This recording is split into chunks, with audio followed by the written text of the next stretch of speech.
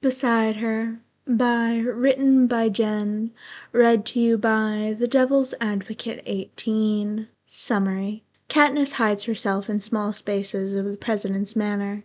It's up to Haymitch to find her. Today has her nestled among silk dresses and fur coats. Haymitch parts the clothing from the wall. Finding two wide eyes staring up at him, he lowers himself down, groaning at the pain that accompanies the action. 2.5 hours, he tells her, back resting against the sliding door of the wardrobe. That's how long it's taken me to find you today. Are you going for a record or something, sweetheart? The words, as always, mean nothing to Katniss. She doesn't respond verbally, nor does she really acknowledge the information in any way. Instead, she reaches out and feels his pockets, sitting up straighter at the sound of a wrapper in his pocket. You know the deal. You gotta come with me if you want it. It's just as painful to stand up again as it was to sit down, and part of him wonders why he bothered to sit down at all when he knew it'd be short-lived. Haymitch knows why, though. It's the routine, the familiarity. She won't accept his help without it. She's looking up at him again with those big eyes, but when she is offered his hand, she takes it, fingers folding over the edge of his palm. As she pushes herself to her feet, Haymitch is quick to put his hand out to cover the top of her head, the shelf above her causing one too many injuries lately. Despite her size next to him, it's impossible for Haymitch to feel like Katniss is anything but a small child. Stripped she has been of her own independence, her rightful mind and thoughts. The trauma has taken her voice and the ability to function as she once did. Prim is the one who died, but Haymitch doesn't think the state that Katniss has been left in can be considered living. Today is easy, getting Katniss back to his room. She is always quiet, that's a given, but today she seems especially subdued. He is never sure what's going on in her head, if there's a stream of thoughts, or if her inner monologue is mute too. Haymitch is unsure of which would be best. The treat in his pocket is a cookie, covered in a clear plastic and filled with chocolate chips. Haymitch places it on the table alongside the bowl of pasta and a glass of water. When this dynamic had first sprung between them, Haymitch had presented Katniss with lamb stew. The meltdown that came with it was not favored by anyone. 5 spoonfuls. He taps the edge of the whole porcelain bowl. All your water, and then your cookie. Again, it's unclear if she understands him.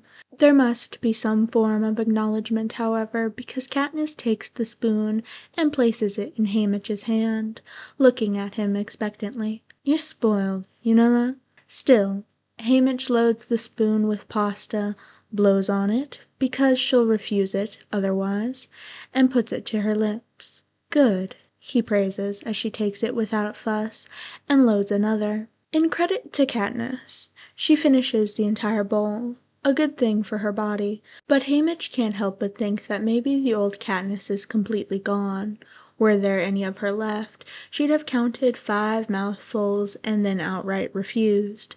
Then again, Haymitch doesn't think he'd be able to do any of this, should even a sliver of the old Katniss be present.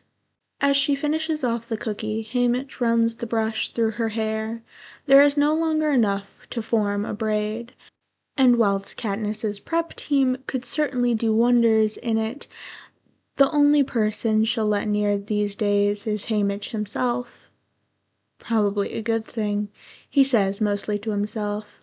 Don't think I could wrangle your hair into braids on a good day, let alone with the strands of differing lengths, the bald spots that appear every couple of inches.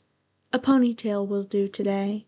It's neat enough and sits at the back of her head, meaning that should she melt down, that there's a better chance she won't pull at it. The bombs aren't the only thing contributing to the lack of hair. Katniss has no interest in watching TV, which is a good thing because outside of her ongoing trial and the constant showings of the assassinations of both presidents, There's nothing on anyways. She makes herself comfortable on the bed, tucking herself against Haymitch's chest.